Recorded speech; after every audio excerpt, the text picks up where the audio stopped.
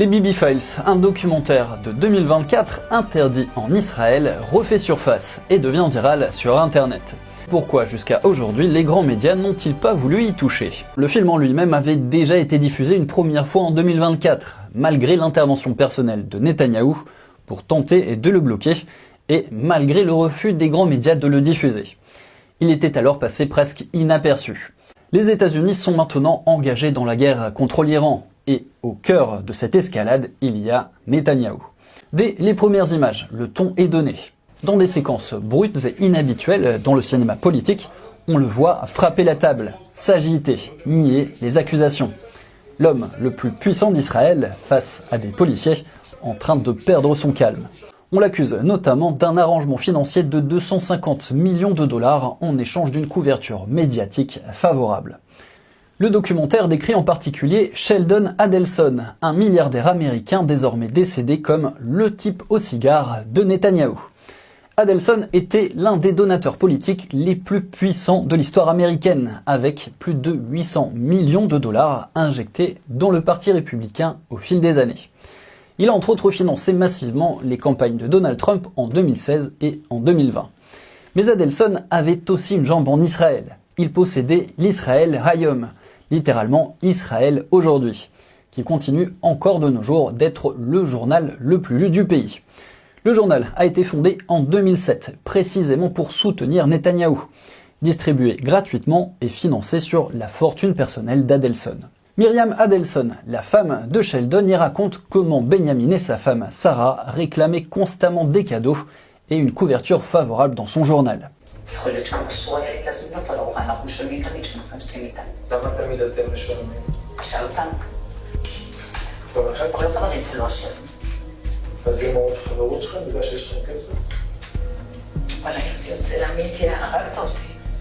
S'ajoute la réputation sulfureuse de Netanyahou qui précède ses affaires judiciaires. Une sextape le montrant avec une autre femme que Sarah avait failli ruiner sa carrière politique. Un appelant anonyme avait même contacté Sarah pour menacer de divulguer une cassette compromettante de Netanyahou avec une autre femme, à moins qu'il ne se retire de la course à la direction du Likoud.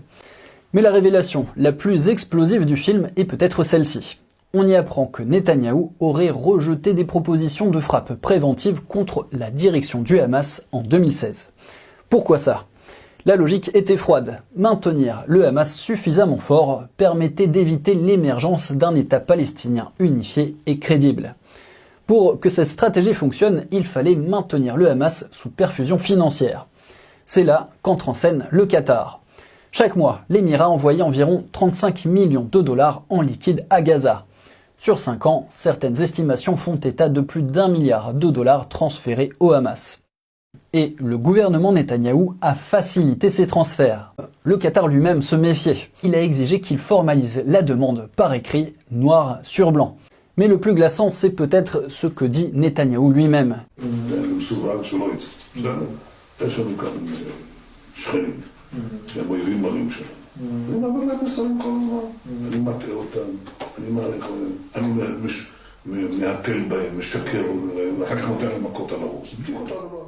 Le film avance que les décisions militaires à Gaza visaient aussi à permettre à Netanyahou d'échapper aux poursuites judiciaires en restant un chef de guerre en exercice.